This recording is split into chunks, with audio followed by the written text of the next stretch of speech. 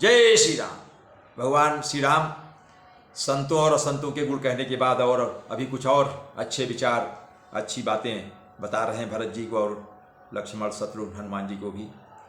परहित सरिस धर्म नहीं भाई, पर पीड़ा समय नहीं अधमाई, निर्णय सकल पुराण वेद कर कहो, तात जा नहीं को भी नर। भगवान राम कहते हैं, हे भाई, दूसरों की भलाई के समान कोई धर्म नहीं है और दूसरों को दुख पहुंचाने के समान कोई नीचता नहीं है, पाप नहीं है। हे तात, समस्त पुराणों और वेदों का यह सिद्धांत है जो मैंने तुमसे कहा। इस बात को पंडित लोग जानते हैं, अर्थात ज्ञानी लोग जानते हैं। नर शरीर धर जे पर पीरा, करई जे ते सहाई महाभव भीरा, करई मोह बस नर यज्ञना ना, स्वार्थ रथ पर लोक नसाना। रामचंद्र जी कहते हैं, मनुष्य का शरीर धारण करके जो लोग दूसरों को दुख पहुंचाते हैं उनको जन्म और मृत्यु के महान संकट सहने पड़ते हैं। मनुष्य मोह के वश स्वार्थ परायण होकर अनेकों पाप करते हैं, इसी से उनका परलोक नष्ट हुआ रहता है। उनका अगला जन्म जो है नष्ट रहेगा, नष्ट होगा। वो अच्छे ढंग से उनका अगला जन्म नहीं बीतेगा। काल रूप तेने कहूँ मैं भ्राता, सुबह अरु अशुभ कर्म फलदाता, अस विचार जे परम सयाने, भजई मोहि संसृत दुख जाने।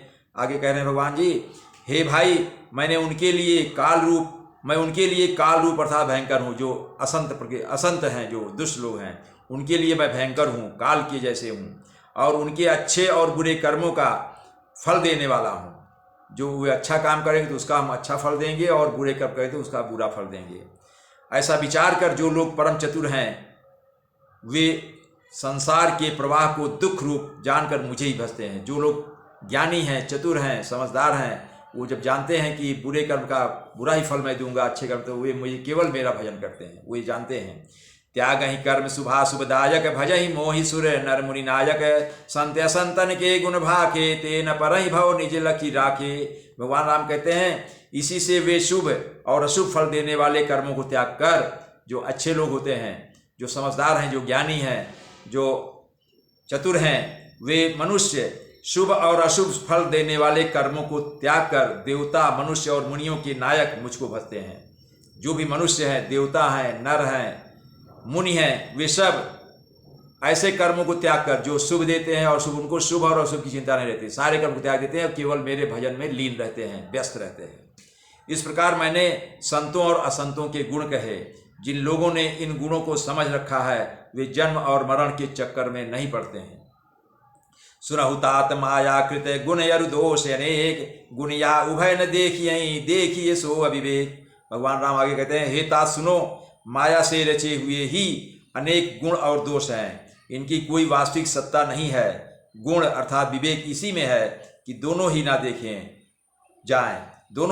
जाएं, अर्थात गुण और दोष दोनों पर विचार ना किया जाए। इन्हें देखना ही अविवेक है। गुण और दोष का विचार करना ही अविवेक है, अज्ञानता है। श्री मुख वचन सुनत सब भाई, हर से प्रेम न हृदय समाई, करई विनयति बारहि बारा, हनुमान ही हरस्य पारा। भगवान राम के श्री मुख से ये वचन सुनकर सब भाई हर्षित हुए, भरत, लक्ष्मण और शत्रुघ्न और साथ में हनुमान जी भी। प्रेम उनके हृदय में समाता नहीं, वे बार बार बड़ी विनती करते हैं। विशेषकर हनुमान जी के हृदय में अपार हर्ष हुआ। भगवान की ये सब बातें सुनकर भगवान हनुमान जी बहुत ही प्रसन्न हो गए। पुनि रघुपति निज मंदिर गए, यही विधि चरित करत नित नए, बार बार नारद मुनिया वहीं चरित पुनीत राम के गावहीं।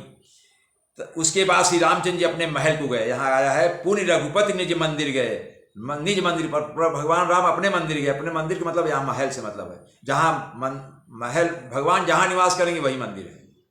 तो भगवान महल में जा रहे हैं, इस पर भगवान मंदिर में जा रहे हैं। इस प्रकार वे नित्य नई लीला करते हैं।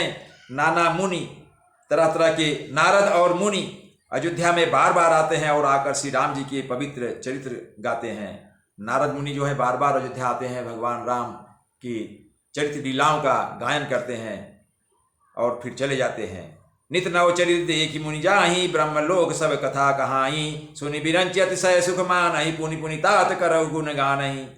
नारद मुनि यहाँ नित्य नए नए चरित्र देखकर जाते हैं। भगवान के महल में आते हैं, नगर में आते हैं, नारद जी ब्रह्मलोक से आते हैं और भगवान राम के नए नए चरित्र को देखते हैं और फिर उसको जाकर ब्रह्मलोक में सब कथा सुनाते हैं। ब्रह्मलोक में ब्रह्मा जी को सुनाते हैं तो ब्रह्मा जी सुनकर बहुत ही सुख मानते हैं और कहते हैं, ब्रह्मा जी कहते हैं नारद जी से, हे तात बार बार श्री राम जी के गुणों का गान करो। कहते हैं भगवान राम के गुणों का गान करो, मुझे बार बार उनके गुणों को सुनाओ। सनकादिक नारद सराह यद्यपि ब्रह्म निरत मुनिया हैं, सुनि गुण गान समाधि विसारी, सारद सुनहि परम अधिकारी।